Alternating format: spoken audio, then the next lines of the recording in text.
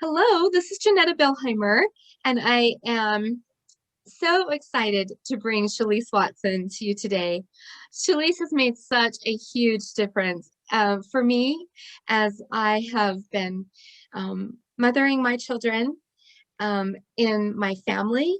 And so I have just been really hoping that she'd be able to join us and that I could share what she has done for our family with you. So um, Chalise has just really, again, just made a huge difference in our family. I understand my family better. I understand the individuals in my family better. I understand myself better, my husband, and um, and each of my children, because now I know a whole lot more about their personalities, about their personality layers, and why they might be responding in a certain way. Um, I'm going to let Shalise explain what she does. I am so excited to have her here, and I just wanted all of you to be able to experience um, what she who she is and what she has to offer. So listen closely because this is going to be something that is going to be life changing for you if you follow Shalise. So welcome, Shalise, and would you tell us a little bit about you and what you do? Hey, thank you, Janetta. My baby is awake now, and so I'm We were so trying to excited time to. it just right. I know, right? And so I'm super excited to have my baby here with me while I am teaching. Right here in the trenches of motherhood yourself. Exactly. Exactly. So basically what I do is it's not like regular personality profiling because I like to do things objectively, which means that before I even meet the person, all I get is their name and their age, and then I do my thing. I have a special gift where I can just obtain what their profile layers are, and then I'm able to help them understand kind of their missions and purposes and the tendencies that they might have and how to kind of navigate those things. And I like to be as objective as possible so that my ego and the information that I may be observing about them or whatever doesn't get in the way, but is helping me to help them with the interpretation of the information that I'm giving. So, Yes, you've never been really before you profiled my children, you really didn't even know them, but you knew so much about them. And things that I didn't even necessarily that I hadn't seen in the way that then you shared with me that, well, this is our profile. This is what you'll see. Um, and it's amazing. yeah, yeah, and the same thing with your husband, you know. And I Oh, remember yeah. when I saw you guys again, your husband had questions. He was like, "Well, you know, I don't really resonate with this. So tell me more about this." And I didn't know him. I had never met him before, and before I had gotten his profile layers, and that was a blessing because I could say, well, I didn't come up with these layers. You know, these were the layers that I was given. And so I trust this. And so it's so interesting because as people struggle with themselves, we all do, right? And so it's really important for us to have a place that we can go back to and go, but this is what I'm actually carrying around with me. These are layers of light that are around my body that are influencing the way that I see the world. These are not who you are, but they are an influence on you that are directing your focus towards specific information. And what I mean by specific information is like the physical environment or the body, or the sensory processing, or mental information like logical observational data, right? That you can logically observe. Tradition in society is another place that we can focus with some of these layers. Emotions and relationships, energy and spirits.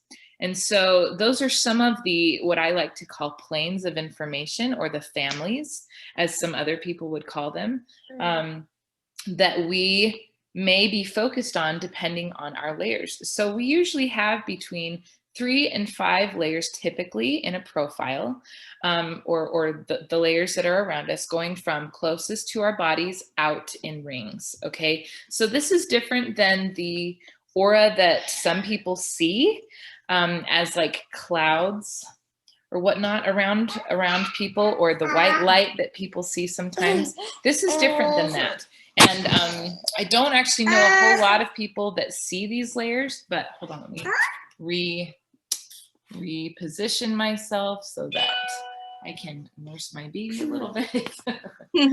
um, so it is a little bit different than that, but again, this information is telling you where you're focusing. So how else I like to explain it is, I actually finished reading a book that used this experiment, and like really helped me understand this in an easier way, where they said, okay, there was this experiment where the facilitator said, there is going to be a team with white shirts and there is a team with black shirts. I want you to focus, and they were playing basketball. So I want you to focus on the white shirted team and focus on and count how many times they pass the ball to each other. So the participants in the experiment count how many times, and they come up with 15. So at the end of the experiment, they say, oh, 15 times. And he said, great. Now, did you see the gorilla? And they're like, wait, what? What are you talking about? And because they were so focused on the white shirts, they didn't see any of the other information going on. Now, it isn't that we don't have the capacity to pay attention to the other families or the other information that aren't in our layers, right? But our layers are indicating the information that we are going to be focused on until something else comes into our view and kind of interrupts that messaging. Okay. And so for instance, if we have, so obviously lots of us marry our exact opposites, right? Or people that kind of complete us. And it's because I think subconsciously we know that because they're in our lives, they're going to help us focus on the things that we are not strong in, that we're not focused in already, right? They're going to bring awareness into our lives of those areas that we are not consciously focused on, okay? Or subconsciously focused on, because that's what our layers are doing. Again, they're focusing us on planes of information, like the sensory information or the emotions, and we don't all have the same information that we're focused on. So then with these planes of information, we're focusing on these planes of information, but then the specific layers in those families that we may or may not have, they're going to help us focus on a specific frequency on that plane of information. So for instance, in the body family, we have, it's going to focus us on the plane of the sensory system. Okay, so we're going to be focused more on what we see, hear, smell, taste, and feel, right? And our sensory experience is going to be more present to us, right? Whereas the layers in that family are going to be focusing you towards, yellow is going to focus you towards the sensory stimulation. So directing your focus towards things that stimulate the senses. Whereas with green amber, if you have that layer, it's going to be a more internal focus, more on what's going to create harmony in your body. Okay. So each family is going to have different frequencies on that plane. And there are 7 different planes of information. And you can learn all about this. This is just a little bit of what I like to kind of introduce to people before we kind of get started, so that you guys have a little bit of background before we get started. So I'm going to leave a link at the bottom of this post. Janetta, if you want to just tag me when you have posted this video in your group, and I will give them a link to my group, and then a way to sign up for sessions with me, because this is what I do as my business is I profile people, and help to interpret those profiles so that they can understand themselves and the people around them, and also their missions and purposes. And I help you navigate these influences on you, right? So that they don't control you, but that you can become a steward over them and have more power in your life. Because we don't know what we don't know, right? And we want to have as much choice as possible. And that is my goal, is to help people have as much choice in their lives, even when they have circumstances that they cannot change. Um, so with that, what I want to talk to you about today, as a homeschool group, I'm a homeschool mom as well of 4. I have 4 kids, and these are some of the art projects that we've been doing. So I figured that it would be appropriate to kind of share that with you today. Um, so let's see. I wanted to talk about these layers that we all have. And I wanted to talk about these planes of information and how they can affect the way that we learn. And just kind of give you some knowledge and information to use generally. But if you want to come to me and have your profile done so that then you can understand more specifically some ways that you can navigate homeschooling your kids, because different people learn different ways. And of course, you can totally observe, well, my kid does this. I want to tell you why. And I want to tell you how specifically to navigate it. I actually had a client once tell me that it was like I was giving her the manual that she never had to parenting her children. And so with this theme of homeschooling, it's like I'm giving you a manual for how to homeschool your children when they're just so different, right? And they may have a mixture of different ways that they will learn. And so you can definitely pick and choose from these toolbox. A lot of these tools are going to apply across the board. And so you can just go at this a couple different, lots of different ways. So I hope that something will resonate with you. So let's start with, again, going over the different planes of awareness, or the different families of layers that you can have. Okay, so when I say planes of awareness, I'm indicating, oh, we got a package. Thank you. Just give me 1 second. I'm so sorry. Okay, yep. All right, he's leaving. Okay, that's good. Okay. I've got one of those cool ring devices. Those things are so cool and they're so helpful. But it's a problem when you're nursing a baby and trying to teach a class. So Right? anyway, yeah.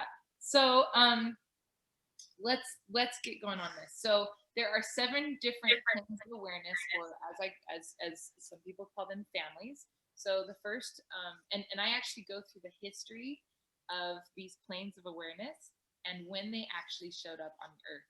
So You're it's sorry, Shalise, your voice is it has gone a little bit lower. Are you kind of away from your can you hear me better now? Is that better? Let me know. um I can still hear you, but not as well as I could before. Oh, that is so interesting. Okay, let's see. Okay, is this better? Um, I think that's I think Or that's better. Keep talking. interesting. I don't know what changed. Thank you, Allison. Okay, so all right, I'll just keep talking and you tell me Okay, if that's better or I not. think this is good again. Okay, good. I think so. Excellent. So we have seven planes of information. So the sensory system came to Earth first. And then we have the physical environment, which you're going to be paying attention to your physical surroundings and things that are outside of you. Then we have the mental family, and that's going to be more making data connections and making observations and judgments about things, right? Then we have the mental emotional family, which is going to be paying attention to society and what you can observe about society and tradition, okay?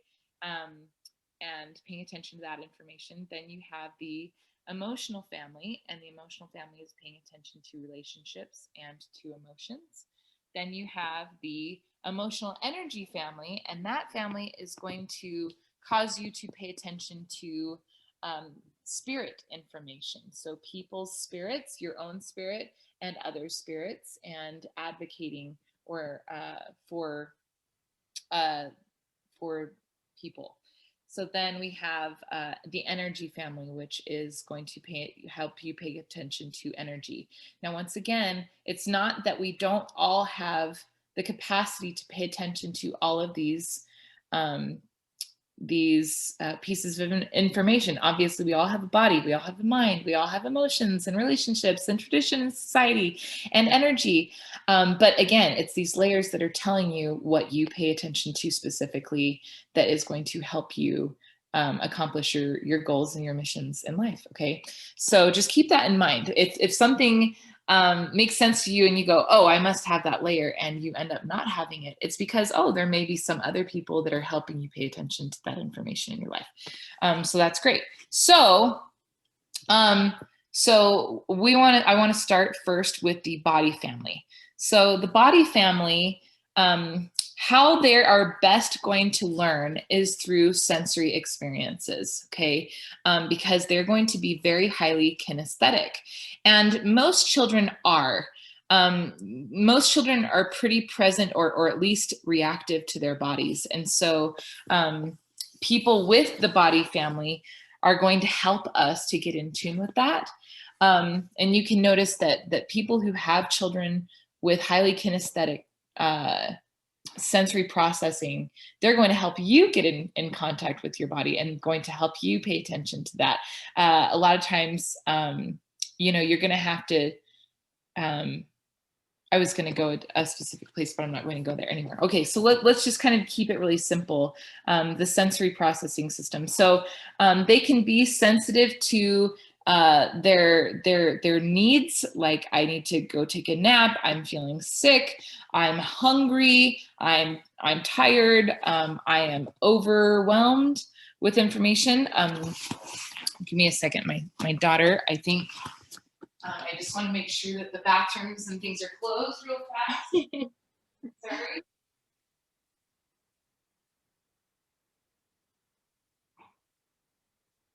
We're just closing all the doors so that she only goes to the places that she's allowed to go. It is so fun.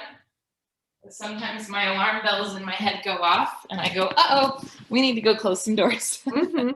Or she goes to those mom alarms. Yes. Yeah. What are my kids doing? And yes. are all the doors closed? And so, okay. So sensory processing. So the way to help them the most is going to be having activities, having them have a sensory experience with the information that you are teaching, right? Or that you are trying to inspire with your kid. So that's going to be really important. They're sensitive to foods as well. Every child is this, and this is going to be helpful for a lot of parents because obviously every child has a body, but some children aren't as sensitive to foods as others, right? Whereas the body family, people with these layers, they're going to have more sensitivity to these types of things. Sometimes the energy family or the emotional family can be specifically sensitive to these things as well, whereas people with the mental family or the physical environment family may not be as sensitive to these things. And so being aware that, okay, if my kid has body family, then it may be more difficult for them to concentrate if they are overwhelmed with sugar or with food additives or dyes. That may be something to be aware of.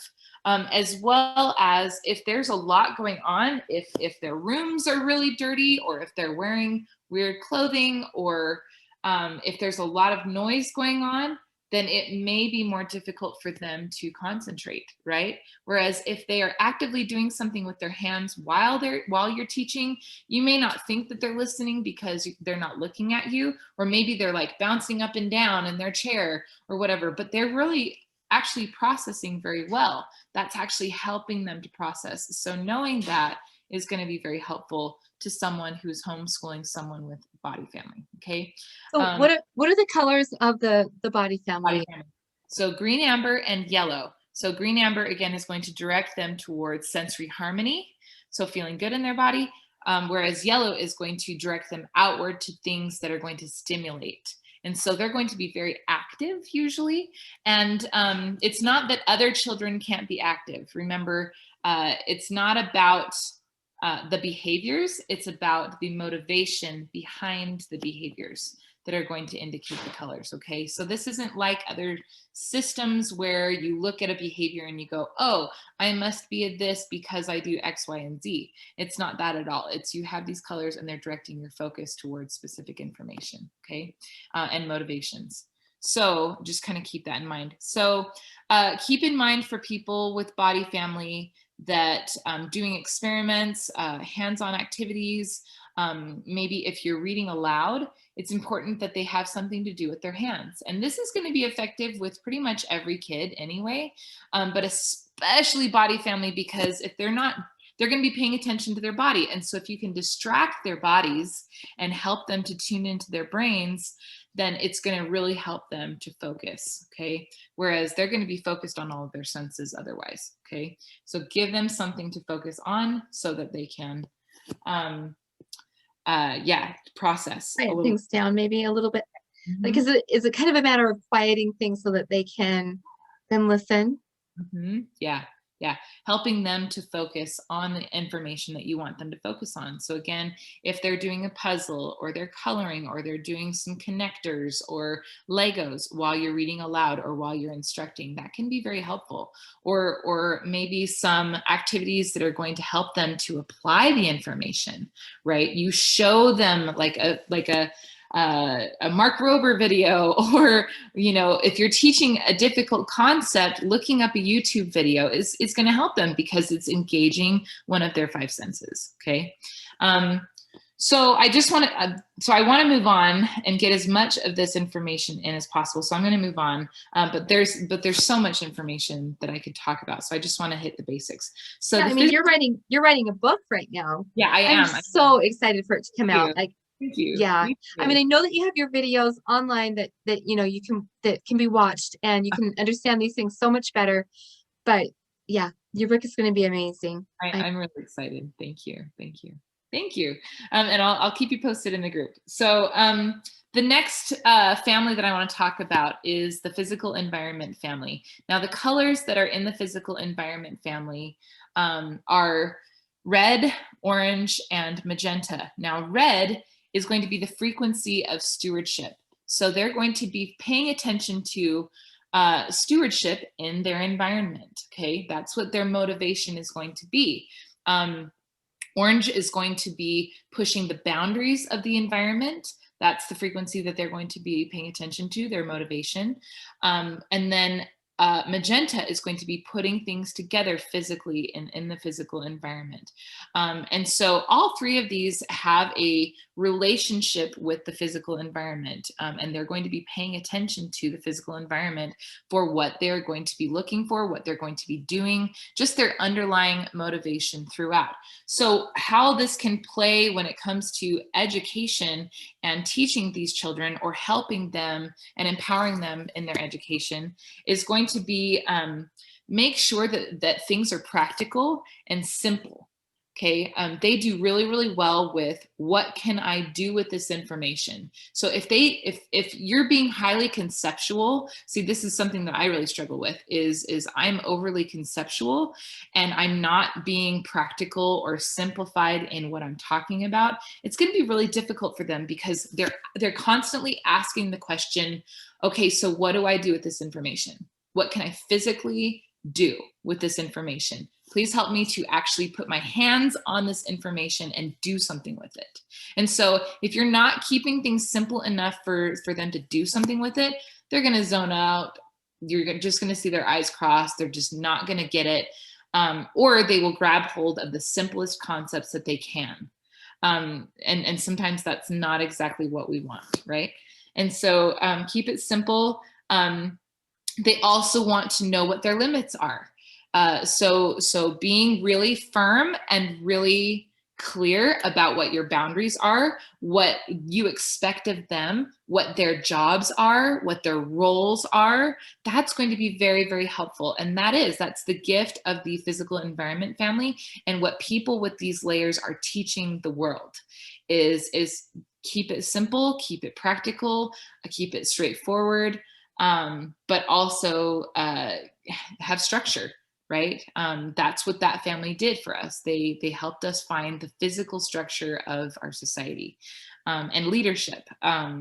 Again, so these children, they may be very just confident in what they're doing, and they may want to be bossy or take control themselves or do it themselves. They're usually very self-motivated, and they just want to do things themselves. And so give them a job, give them a role, make sure that you are allowing them to do as much as possible, right? And I hope that you're hearing the principles that are applicable across the board to children of all shapes and sizes and colors, right? But yeah, that's what this so let's see, give clear instructions and ownership. Okay, ownership can be very important to children with these layers. Like, what is mine, what is yours? And then some of them even will push the boundaries of that and try to experiment on that. And so just be aware that people with these kinds of layers, that's what they're going to be into.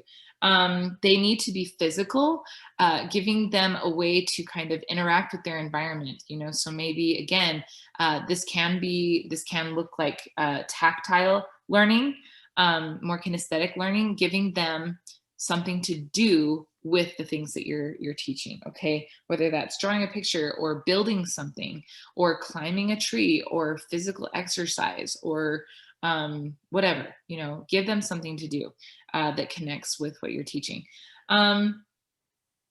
Okay, yeah, okay. So then the mental family. So the mental family is all about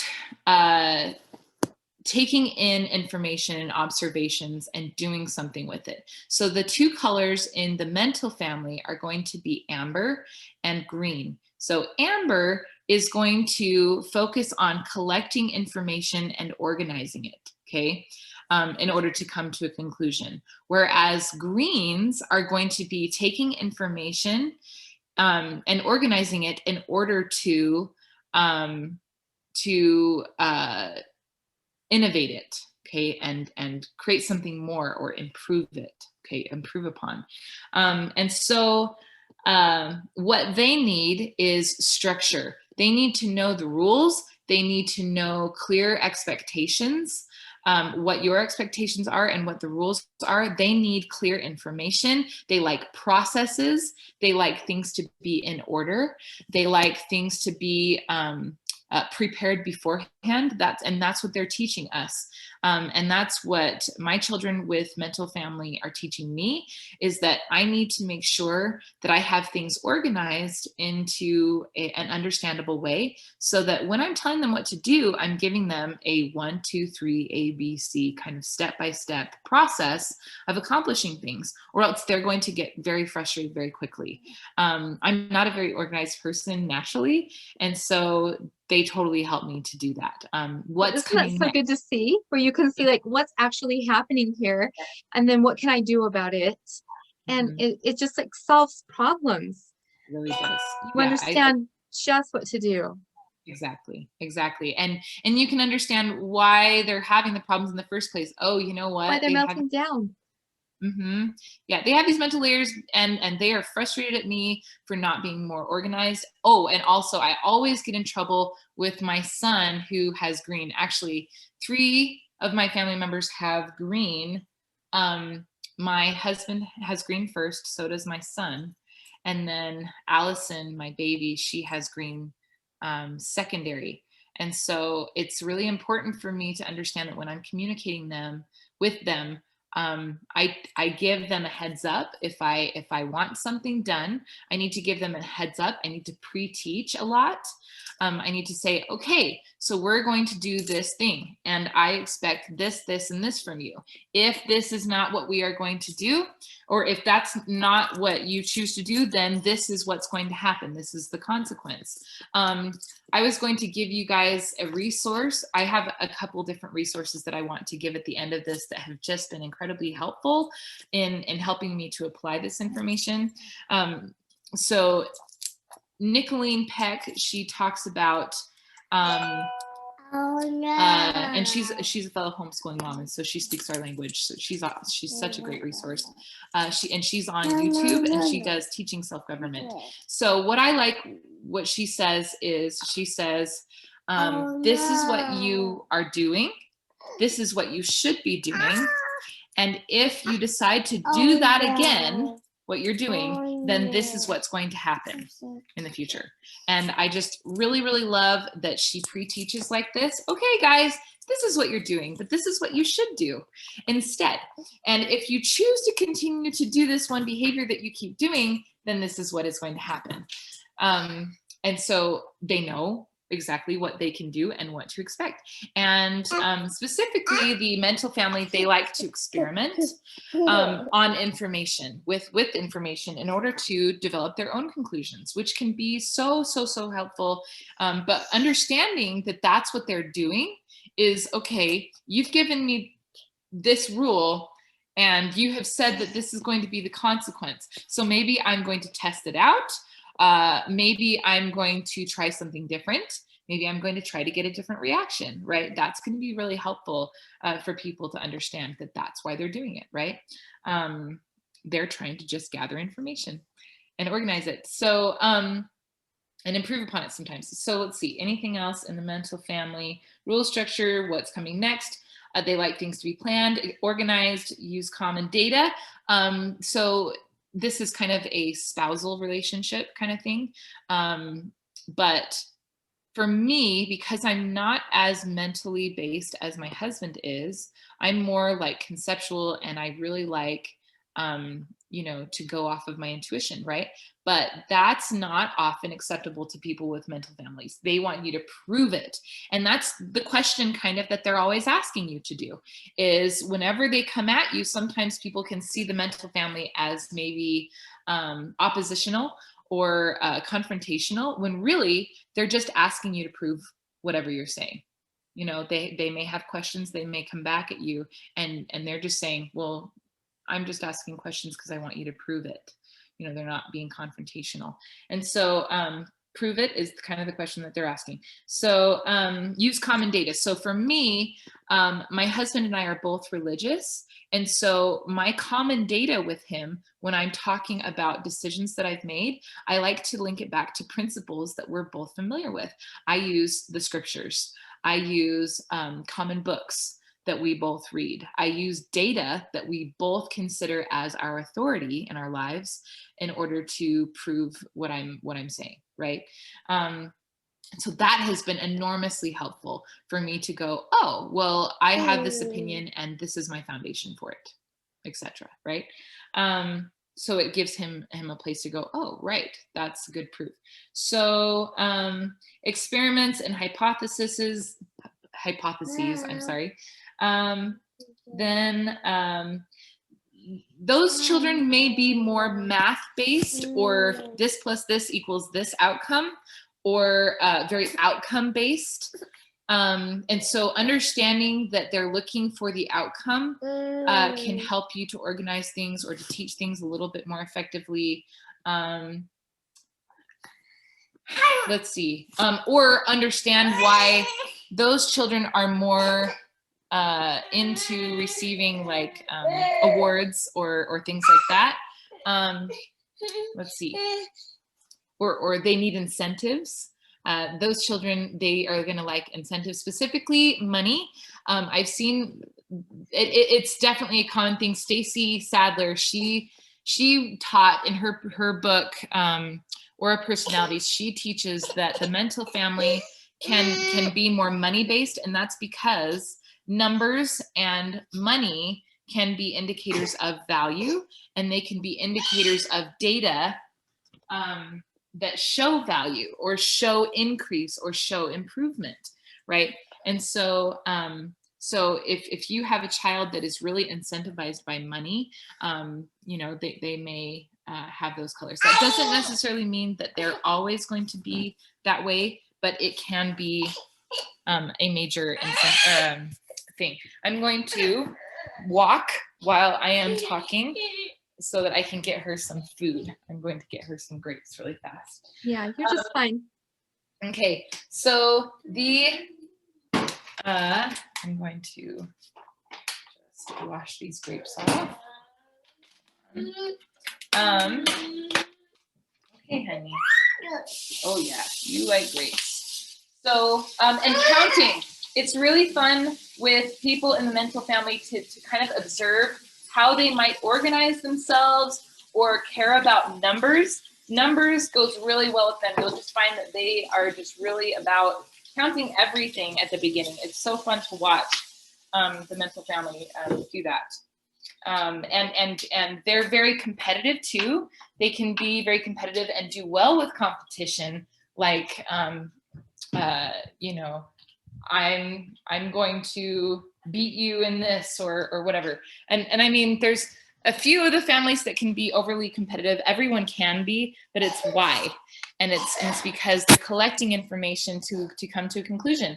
And the information they want to collect is what's better than what. Comparison is a big thing for them too. So, okay, so let's move on. Hey, Allison, I've got some grapes for you, honey. Mom, can you open this? Yes, I can. We're doing chalk outside. That's so fun. Hey, Allison, look, you've got Can some you grapes. see all of these areas that all of this can be applied in just right here in daily life, right? Know how to work with that particular child so much better. Yeah, it's really fascinating and very, very helpful to just know where a person is motivated from, especially when trying to help them to obtain the best education that they can have, right? So, okay, I'm just getting a few more grapes. Even in getting them grapes or whatever, like this will just work the best if I just do this right now. Exactly. And then helping them understand that they can understand other kinds of information and that it's okay to teach them other things, right? Okay, so now that I have a pile of grapes here, Allison, come here, get some grapes. So the mental emotional family. This family functions off of observing society and tradition. Okay, they are collecting and paying attention to information about people and how they relate to each other. Okay, so the two colors that are in this family is the red amber and the blue amber. Okay, here, Allison, and you have scissors, and we're going to take those. Thank you. Here. No, over here. Look at all these grapes. Oh, and of course. So this is my little crystal green. So she wants the whole thing instead of the grapes that I put out for her already. And everything. Yeah. Of course. And that is very common. I want the whole thing, and because she sees it, she's comparing, right? She's like, "There's the smaller pile, the bigger pile. Of course, I want the big pile." Right? Yes. So that's an important awareness for them. So the mental emotional family is going to be similar to the mental family in that they're both coming from a mental place. It's just that the mental emotional family is focusing on relationships. Okay, they're focusing on people. They're focusing on what does it look like to emote, right? So the blue amber is going to direct their focus towards information about what is considerate and moral, whereas the red amber is going to be focused on information that is going to influence, okay, or have an influence. So for instance, my mom was always collecting information about and observing people that were teaching her how to be more considerate of others. And so I like to say that this family, that people with these layers have kind of a rule book that they follow, that they've collected over time. So for instance, my mom, she's collected information about the right way to do the laundry, right? That there is a right way to do it, and other people that do it any other way, they're heathens, right? And in fact, the only fight that my mom and husband ever got in was because he took his laundry out of the dryer, and she called him a moron. She said, "Who's the moron that took their clothes out of the dryer and Oh, just shoved them into a basket?" And so that was really funny. So I know, and so they kind of have a rule book. And so having an awareness that, oh, they collect information that is different than other people. Even different people with blue amber are going to have different rules about the way to do things or the way that things are moral or considerate. And so understanding too that your children are coming from a place of, I just want to know the right way to do it, and I want to be moral and considerate. This is the way that I'm doing it, even if it's the wrong way to do it. That's where they're coming from. And so knowing that is their motivation is going to be great. You know, I have one child who's incredibly judgmental of other people, and because I understand that, oh, it's because he's trying to be considerate of others, he's trying to help them be considerate and moral, right? So that's really helpful. So then people with red amber, it can be helpful to understand that their motivation is to impact people.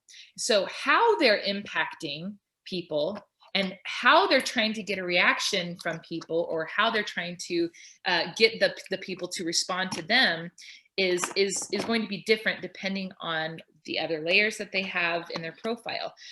So for instance, my red amber is last, and the order of your profile is going to be very, very important to tell you kind of what your motivations are. But the last layer of your profile tells you your goal. So I have red amber last. So my main motivation is to observe society so that I can impact people. Now, how I'm impacting them is going to be according to my first layer. My first layer tells you kind of how you mainly perceive things and how you operate. Okay, so my first layer is aventurine crystal. I want to help people make connections as much as possible. I want to help people understand big concepts and big pieces of truth, right? Whereas my secondary layer is telling you how that happens. So it's really important with people with red amber to understand the context of that red amber and what kind of information how they're trying to impact people. How are they trying to impact their audience? So a good example of people with red amber are like politicians or comedians, because they're trying to get a reaction, right? They're observing information about their constituents and saying, okay, they want me to stand by this principle or this law, and so I'm going to do that, and that's what my whole entire speech is going to be about, is about this thing, because I know it's going to get the right reaction, right? Whereas a comedian is going to observe information about, okay, what's going to make people laugh, and then they're going to totally push that boundary. So again, when educating people with red amber, it's important to look for, in what way are they wanting to impact people? Okay, if you understand that, then you're going to know what kinds of information they're going to pay attention to the most and how to influence these people, right? So I spent a lot of time on that one. So let's go to the emotional family. And we're over time, but I figure we're just going to go until I finish with the information. Yeah. So the emotional family this is really important, because the emotional family is going to be paying attention to the emotions of the people that they're interacting with, and what that can look like, because the emotional family has blue as the only layer in this family. Okay. And blues are going to pay attention to the information of connection and comfort in relationships.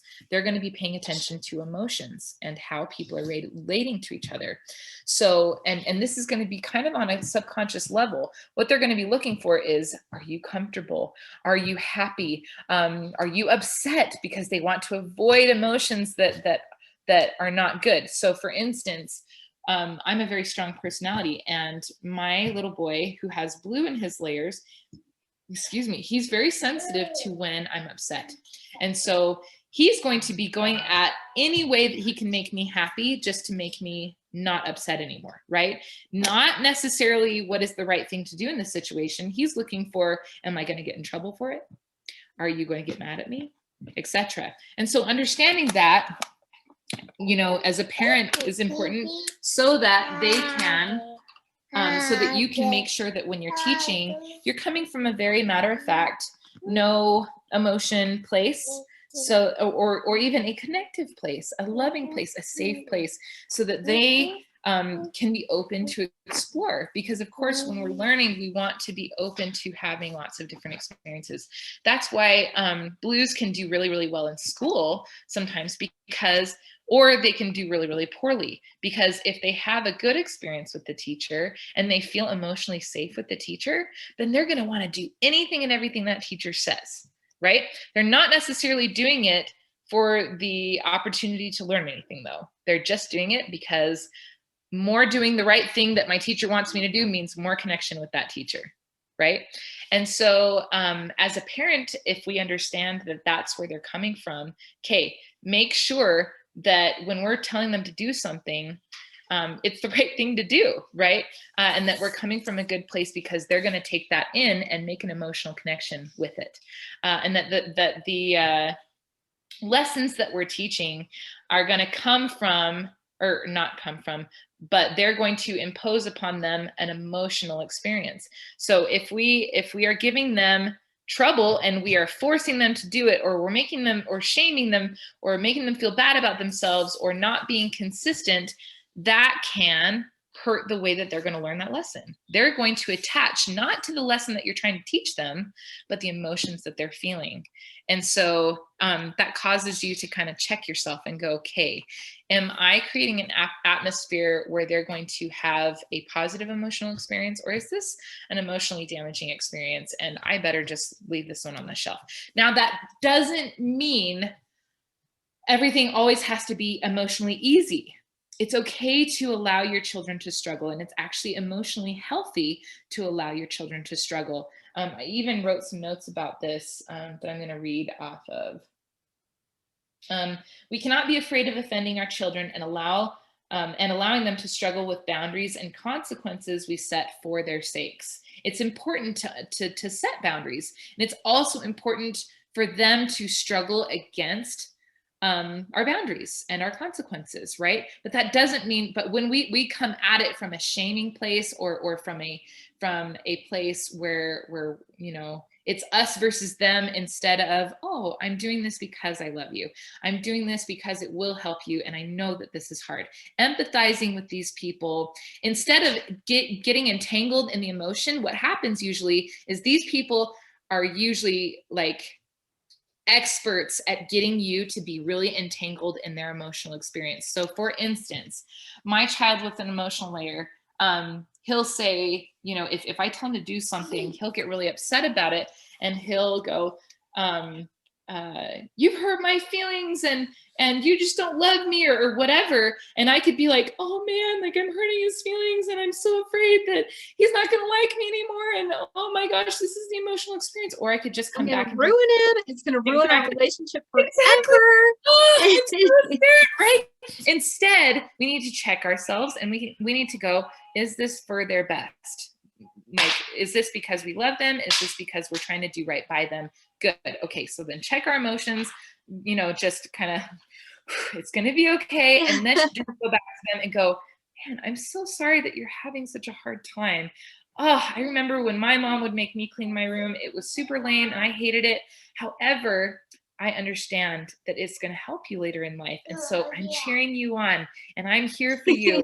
And I am just super, super excited for you to come give me a high five after you've done this thing. And it's going to be so great. And remind them of the positive emotional consequences that could potentially be, right? So in terms of like how you would do this in a step-by-step process, you want to validate their emotions, not, well, you shouldn't have done that. You know, you should have been, you know, you should have cleaned your room up, because again, they're going to find that as shaming, right? And then they're like, oh man, I'm a bad person because I have a dirty room. And that's what they're going to be focused on. Whereas if you validate, man, I totally know how frustrating cleaning your room can be.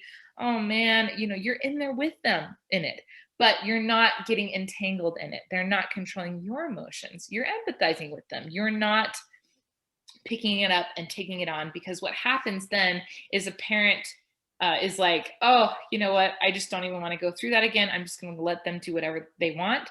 And that's when the child wins, right? And we don't want that, because that's not going to help them later. And so be careful of emotional entanglement with kids with emotional layers because they totally know how to just wrap you around their fingers. So that's important. So Which are the emotional layers again? emotional layers. So just blue is pure emotion, and then the other emotional layers are emotional energy layers. So that's a lavender and violet. Those can totally do that as well. And then I will just note that because the mental emotional layers are watching people with emotional layers, like how to emote, you know, they're like taking in that information. Hey, that person with emotion is doing this, and they are totally exciting this kind of emotion in that person. Therefore, I'm going to take in that information and totally do that. So sometimes Yeah, we learn mental, from each other, right? And that it's so good that we're all here together, that we can learn from each other and come with our own gifts, um and then the opposite of our gifts, our weaknesses. yeah. And yeah, it's real. This is so fascinating. I'm And I also just think that you are, just so wise. I've seen you so many times, talking about, I don't know, you just have so much wisdom about children so- and what they need, and I think that stems, some from like all of the, their layers and everything. But you see so clearly too, thank what, what children need, and to treat them respectfully, and that they're people, that they're not just, little children, you. but, how to really be respectful of them. Yeah, that's so true. And that's definitely something that I like to teach is, if we don't respect them first, they're totally not going to respect us, and I even had some notes specifically about that is, um,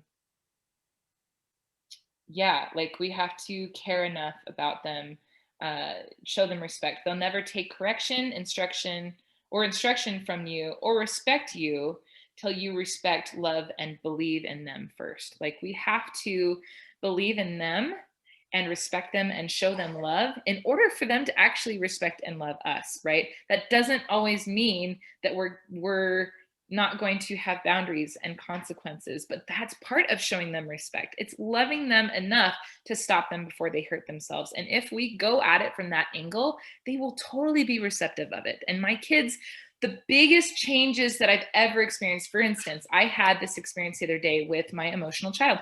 He has lavender first. And so this is a perfect segue. And actually, I want to touch on one thing else after this. So remind me, okay? There's one more thing about the emotional family that I want to remind you of. But I want to tell this story about having an emotional connection with my lavender, okay? So lavender is in the emotional energy family, and the information that they pay attention to is spirit information.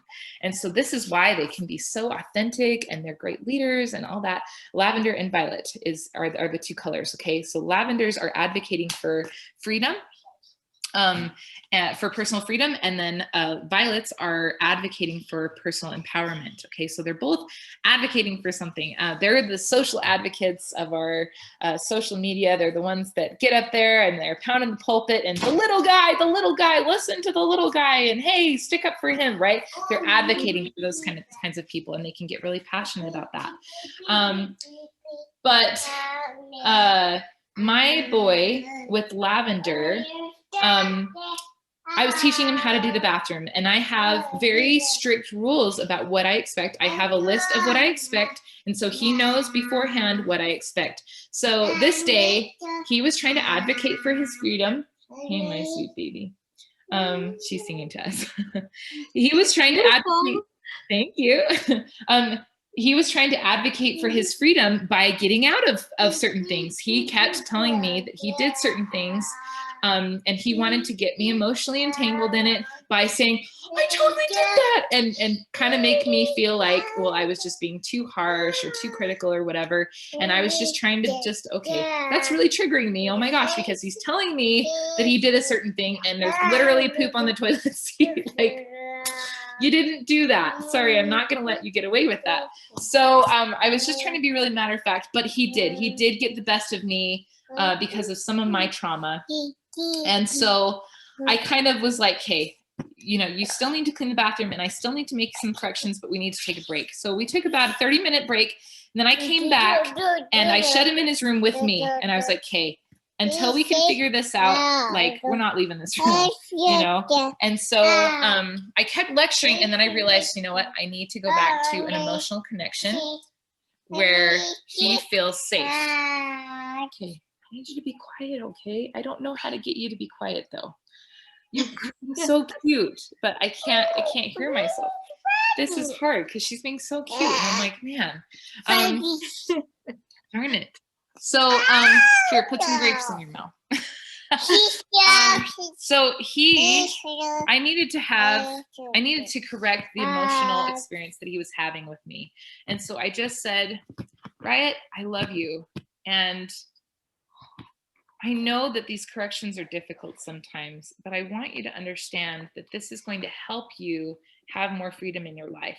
That when you can be free from your chores and all the things that you have to do, all the have-tos, you can have the freedom to experience the life that you want to experience, right?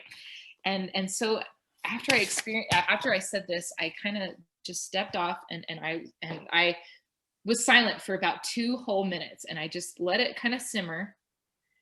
And all of a sudden he was crying, and I was like, oh, hey, Riot, what are you feeling right now? What are you experiencing? This is like one of the proudest moments of my parenting life. He says, Mom, I'm just so grateful that I have a mom that cares so much about me that she's willing to fight with me so that I can learn this stuff. And I was like, whoa, you know, and it was yeah, it could have totally gone a different way. I know. And it was, I mean, we had been struggling for over an hour about this, and we were just drifting more and more apart. And I could just tell that he was taking in shame and blame and all this stuff. And then I was feeling upset and more frustrated because I'm like, no, but this is important. Like, he has to learn how to clean the bathroom the right way. And he has to learn the skill of taking correction. There's too many of our children today. There's too many of us that just can't take correction these days. And we really need to learn that skill. And so I don't correct in a nagging way or a shaming way, but you know, the children are going to struggle against that. So again, I remembered, okay, I have to empower him towards his freedom, and I have to have an emotionally empowering experience. And so that's what I shifted it to. And that's when we made some headway. And so that was really important. So the one thing that I wanted to point out about the emotional family specifically is that because they're about connection, comfort, and relationships, if they are not getting the emotional connection that they are craving every single day, then they will totally be acting out. They'll get on your nerves. They will totally just, oh man, they will push all of your buttons because that's the only way that they can get any kind of connection. It kind of becomes this, any connection is connection for them. So in unhealthy relationships, they may just simply act out because negative connection or a negative attention is better than none for them. And so when you have that situation, especially with someone with emotional layers, stop first before you hammer them out, right? And remember, they're looking for connection. So take 10 minutes. The best tool that I have in my parenting toolkit is 10-minute special time with my kids. And no matter how old they are, it works. Giving them attention, giving them 10 minutes to spend with you doing whatever they want, where they get to be the bosses, just 10 minutes. It works so much better. My kids listen to me. They know that I care about them, etc. Okay. So that can be a really, really powerful tool, especially with kids with emotional layers. So, a question. So then do you give them, do they get to say what they get to do in those 10 minutes? Mm-hmm. And so what do they sometimes choose? Right. Oh, that's a great question. So I have some parameters of what I will not do, and you need to create your own boundaries with this. But something that I say, you know, leave out is electronics. You know, don't watch videos because we get too much media as it is, and that's not true connection. That's just, you know, so watching a movie together. Yeah, like video games. Talk. Exactly. It needs to be real one-on-one connection time. So what we usually do, we've been doing this for a while now, so we have so many different things. For a while we did one-on-one time on our segways. So my husband, he has 2 segways that he uses during the summer. So when he's not doing sales during the summer, we go on Segway rides together. And it's just me and that kid, and I put a timer on for 10 minutes, and we just Segway together through the neighborhood, wherever they want to go. We let them pick. Another one is going on a walk, or sometimes we just sit in the car and talk, or sometimes we do art together. We can do an art projects, or we can make a meal together. We can make cookies. We've done reading books, playing games. We play a lot of Uno. We play a lot of Sushi Go together. Let's see, what are some Spot It challenge, or like games together like that. Let's see. Sometimes we jump on the trampoline, we go wrestle. Sometimes we have pillow fights, but again, it's just for 10 minutes and they get to pick the activity. And if they want to change the activity, that they can in the middle of it or whatever. Or sometimes I play dollies with my little girl. I'm not really a dolly buff. And so it means the world to her that I'll take 10 minutes and play ponies or dollies with her. And so it just means so much to them. And it's really interesting because especially my little kids, that's all they want. It's just 10 minutes. And then they're like, yep, I'm done. I know sometimes I think we think that it's going to just be like take a really long time, but just like playing Hot Wheels for a little while, like it's huge for them, and it doesn't have to take that long. They kind of get bored after a little bit and go on to something else. And exactly, it's so fun, and it really is just anything. We've done Legos before, just anything and everything that you can think of, and they get to decide. Sometimes when you're first starting out, you do need to give them a little bit of a nudge, but anyway, okay. So so I was going to do emotional energy family. You have to give them choices. You have to allow them some decisions, and also you need to empower their decisions and helping them to understand why you're giving them specific rules. You have to empower them with the why behind what you're doing, or else it's going to be lost on them and you're just going to be power struggling. Power struggles, be aware. Power struggles happen when they feel like you have trigger around it. Like when you are emotionally charged about it. Oh, sorry. I can't hear you. Oh, whoops. Okay. I covered up the speaker. Sorry about that. Yep. Okay, so power struggles are... So they are going to be paying attention to your spirit, right? And, ooh, this is bugging mom, or mom is nervous about that. They're totally going to pick up on that and they're going to pull hard. I promise you. It's like, oh, wow, she's getting emotionally charged. I'm going to just kind of push that button a little bit more, because if she gets more emotionally charged, she's going to just drop the subject altogether. And so my children, I have 2 children, both first layer emotional energy layers. Okay.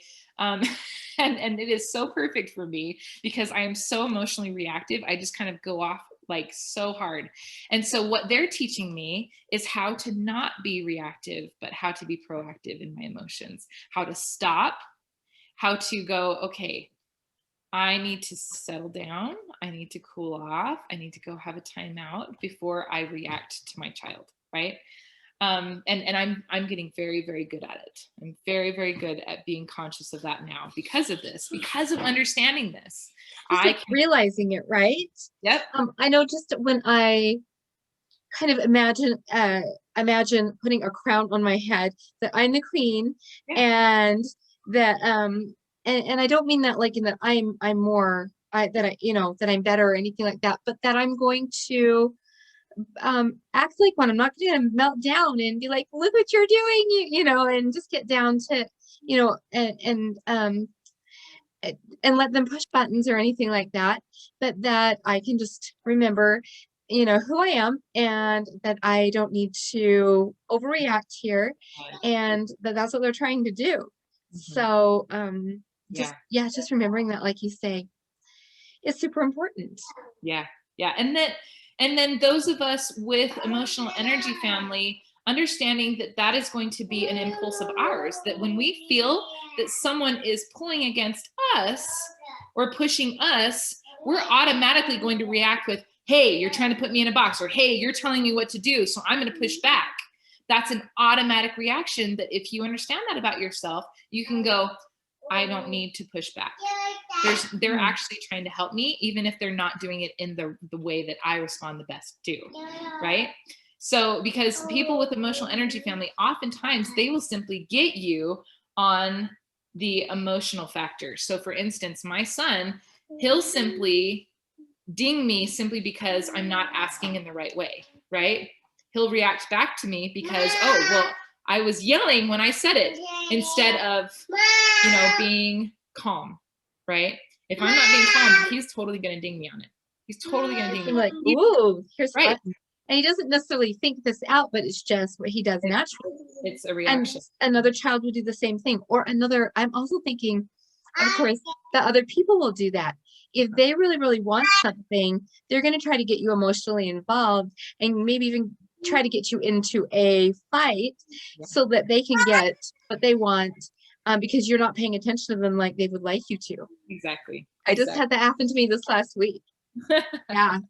It is. And it is, I just think that just understanding these layers helps you understand really everyone, even if that person doesn't have specific colors, just by understanding this information, you're understanding what could potentially be, Yeah, or that they've learned from other people with those. Yes, layers. exactly. That's so true. Let's see. I want to touch on this one point about this before I move on to the final family. So, so they need to be given choices and understand why it is in their best interest to do something. So for instance, my son, when I helped him understand why it was in his best interest to do something, that's when he was able to get on board. When it's my way or the highway, oh, my kids are so not going to do anything. They're like, oh no, that's not happening. And I'm like, bah! And then it's like, fine, I'm going to make your life miserable. And so they're like, fine. And I'm going to enjoy it because it's actually going to make you more miserable. Like, this is not the way that we do things. And so now we're here all in this whole big thing together. And so what are you going to do? Right. Exactly. And you're not, yeah, that's not working. Yeah, exactly. And so we have to be willing to go there and be willing to also adjust our own paradigms when they do ask those questions. For instance, my daughter and I, we've really struggled with boundaries in dress. What is appropriate dress? Because she's asking why, and it's really made me have to look at my traditional paradigms and go, well, why do we dress modestly? Why do we have the structure in place that we do? And why is it important, etc.? And then come from that place instead of, well, because I said so, you just can't wear that, young lady. That just doesn't work with them. They need to know why. And they're also teaching the rest of humanity that it's important to know why. And so, let's see. Okay. How is it helping them? If it's coming from any kind of power struggle at all, it will totally backfire. Consistency, love, and empowerment. Hey you. Hold on. Let me see if my son will jump on the trampoline with her for a minute. Okay. She's just being so loud that I can't even hear myself. So hold on. I'll be right back. Yeah, you're just fine. We can finish up and.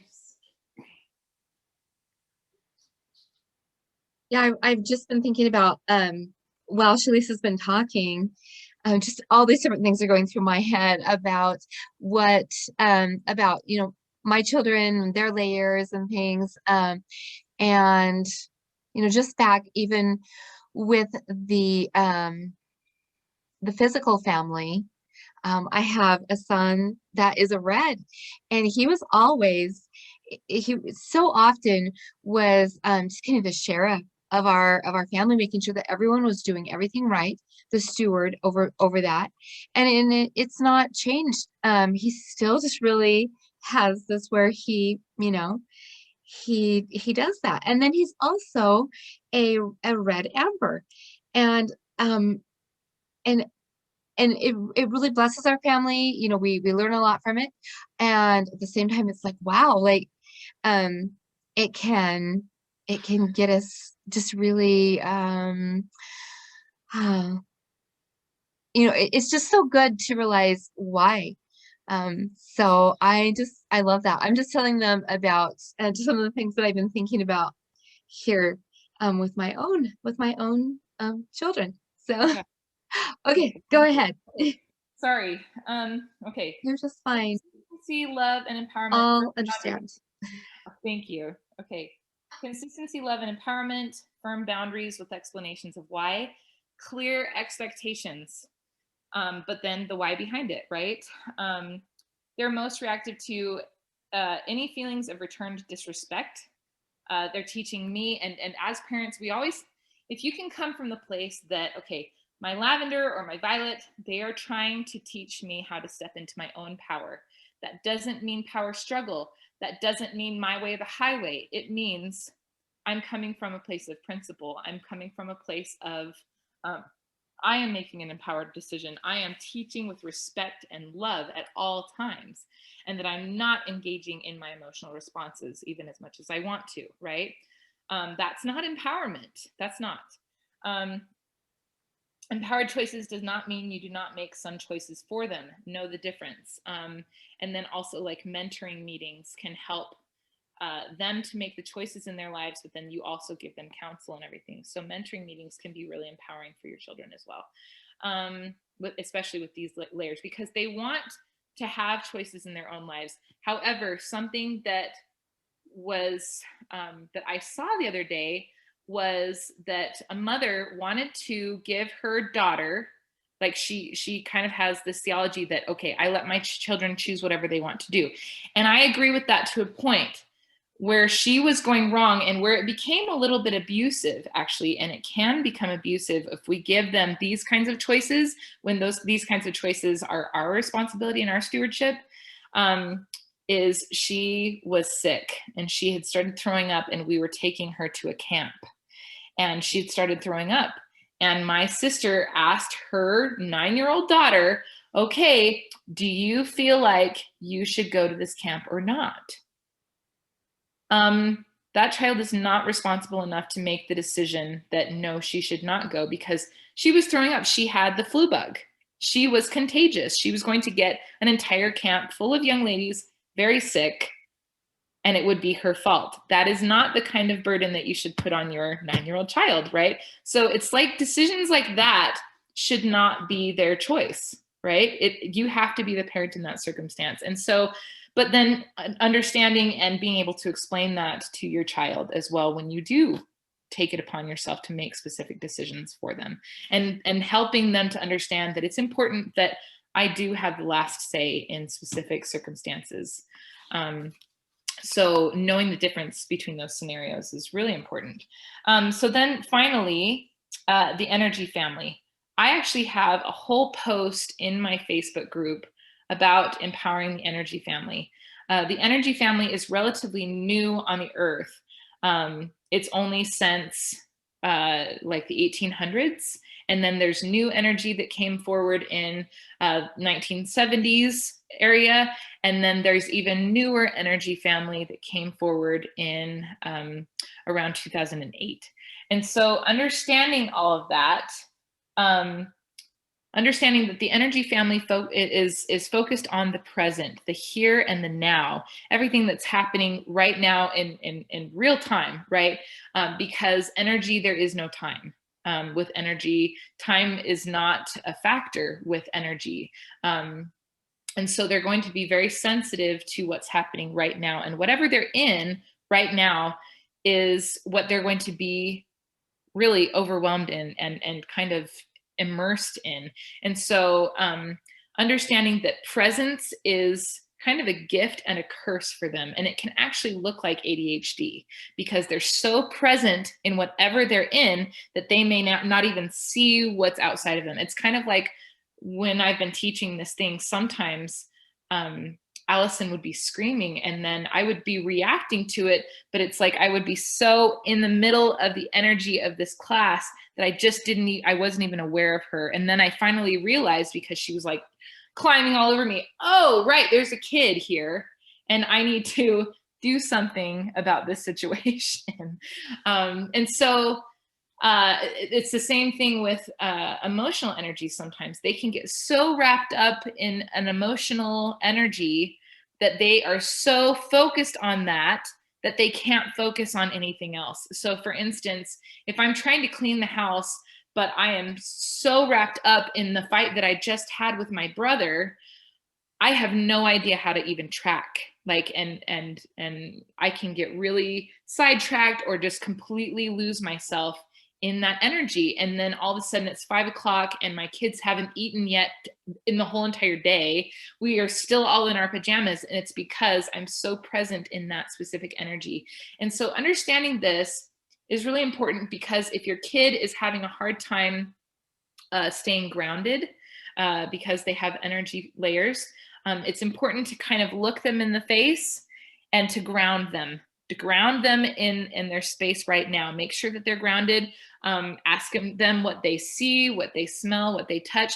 And you'll notice if they're ungrounded, they're kind of lose focus and be like, what? You know, it's kind of like that. It kind of has that airy quality to it. Whereas if you can bring their focus back to this current situation, get them to feel something, smell something, drink some water, go run around, be in their body again, that can help them to kind of shift back into, oh, I'm okay, right? Anxiety can be a big factor for people with energy layers too, because they're constantly projecting information from their past into the current situation. And they can kind of get into that place of like, because it didn't work in the past, that's what I'm in right now, and it's just on me, right? And I'm just in it and I can't get out of it. And so if you break things down into bite-sized pieces, for instance, children, because they're so present, they can get super, super overwhelmed with whatever you want them to do. You ask them to go clean their room, and what they're looking at is the present snapshot of what that means, right? They're thinking, oh my gosh, it's going to take hours to do this room, or look at all the clothes, and oh, I'm so overwhelmed, because they just don't even know where to start, because the energy is all one thing, right? They're looking at the energy of clean room, right? And it's so enormous and overwhelming, whereas you need to give them a little bite-sized piece to help them break things up, right? And so what that could look like is, okay, I'm going to do the dishes and I want you to go pick up one toy and then come back and give me a high five. It depends on their age, right? Or you could say, okay, I want you to only pick up your socks or only pick up your Legos, only that, don't pick up anything else, right? And then tell them to do that. And it's amazing, because giving them that skill of breaking things down can help them to really digest things easier. And also giving them lists. Okay, only do the number one thing on the list. You know, okay, only do number two. Okay, now you've done that. And also praising. Praising is huge for them, so that they know that they can. Another big key concept that I like parents to know about people with energy family is that they need to, and this is kind of in that post about millennials, hashtag millennials is in my group. Go look up that post, and it has a lot of other tips and tricks for people with energy, and this applies across the board. But one thing is that they will give up very easily if they're not immediately good at it. And it's because of that presence thing, right? They're so present. And if it's not happening now, if their success doesn't happen now, then they're going to give up. They're totally going to throw in the towel. So what you want to do is you want to make sure and be consistently encouraging them to keep going, to keep trying, to keep working, to build a new skill.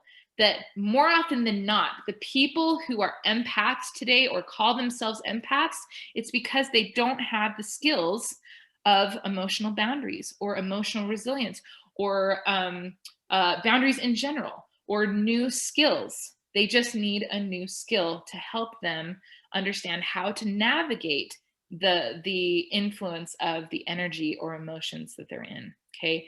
And so with our children, instead of disempowering them with labels, empower them with tools, right?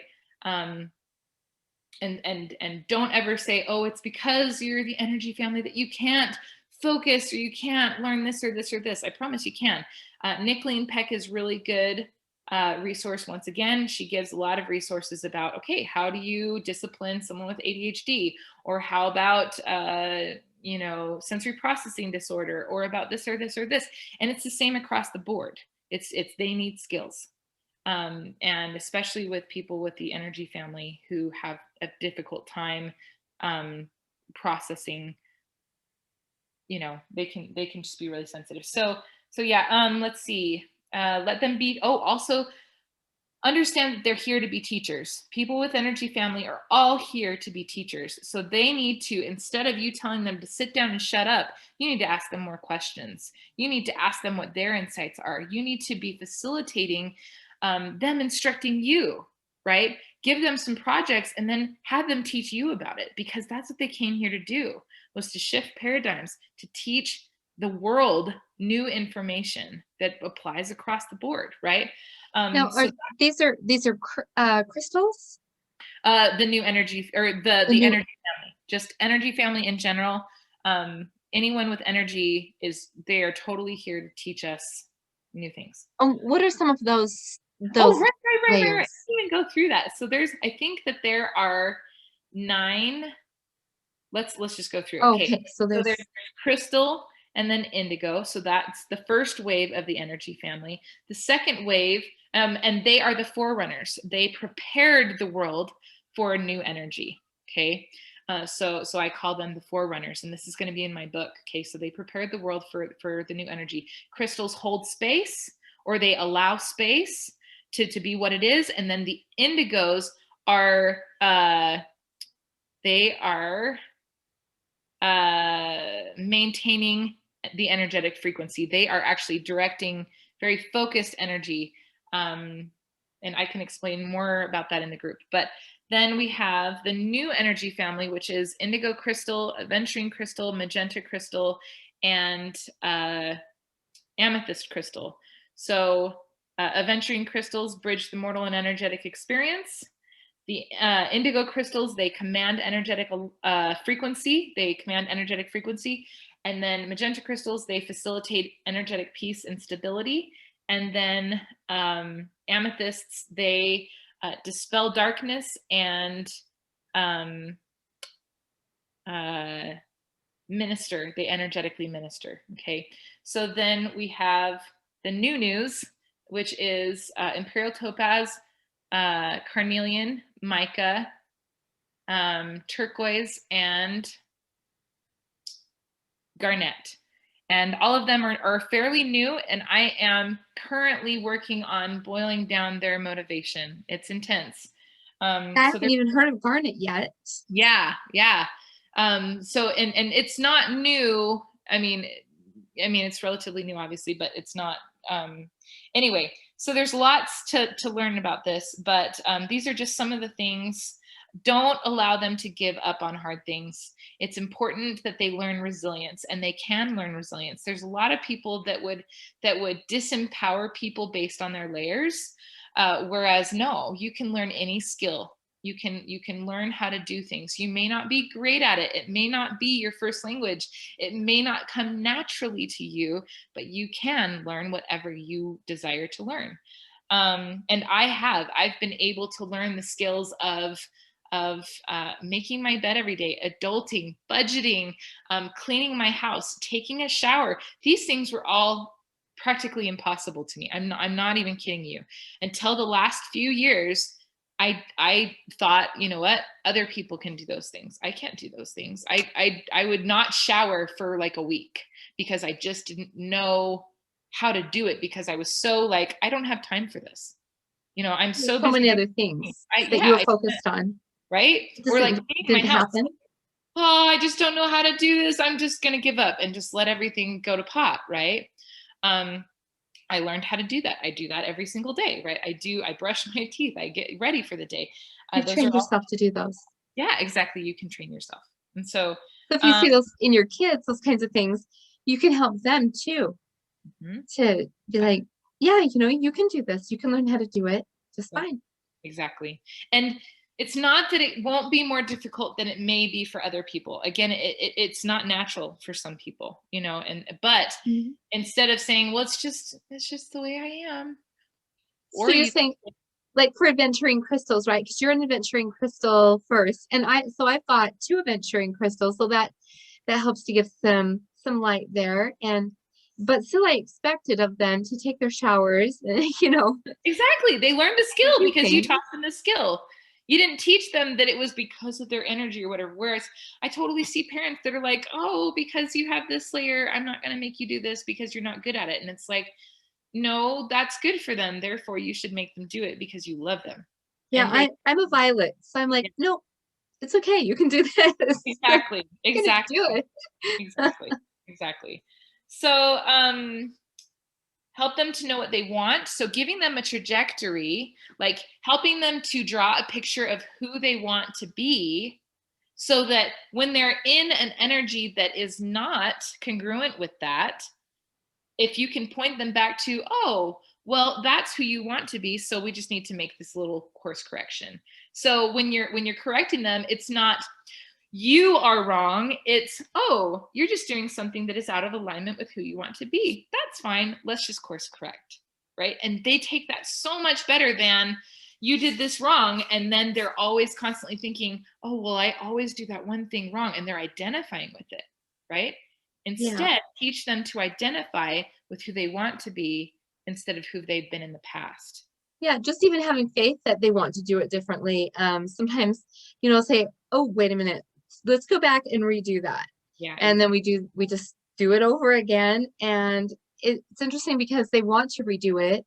They saw how it didn't help and how it was not what they wanted to do or be, and so they like to go back and kinda, you know, come back in the door and redo it. Yeah, Not necessarily that, you know, they go through all those steps, but just that they're like, "Okay, mom, this is what I want," and they'll say it in that way, and it'll just be like, "Yeah, you know, I knew you had that in you. I knew that exactly. Exactly. Yeah. And believing in you them. want it." Exactly. And that also helps them to feel empowered in their choices too, because when you're having like mentor meetings, when you constantly bring up, oh, this is your goal, this is the kind of person that you want to be, then whenever you're making corrections or saying, you know what, you didn't do so well at being kind to your sister when you've told me previously that you want to choose into being a kind person. And so let's work on that this week. So it's not you're a bad person because you're not being nice to your sister. It's, oh, yeah, this is just a course correction. So anyway, so I just want to leave it there. Gosh, we have gone so far over, and I'm so sorry for all the interruptions. But if Oh, you would it's so like, fascinating. oh, good. I'm so glad that it was helpful. And if anyone wants to personally message me, they can totally message me. I will put my links in the comments for sessions or for my Facebook group if you'd like to check that out. I've got tons of free video, tons of free content in there that will tell you even more than you ever wanted to know about this subject. Plus, I am coming up with my new book. I have no idea when. There's still some unfinished things that I'm just kind of sitting in and going, okay, I'm letting it come to me, and it's great. But I hope to have that out. Who knows when? But it's going to be great. And then, yeah. I'm so excited. Well, good. I'm so glad. Yes. Thank you so much for having me. Yes, thank you, Chalise, for coming on, and you've given us so much great insight. Um, and I really, really appreciate it. So everyone, check out what Chalise has to offer, because I think, you know, it can make such a difference in your family's life and in your life, in your relationships, and that's really what it's all about. So I really appreciate you being here, Chalise. Thank you so much. Thank you, Jeanette. I will see you.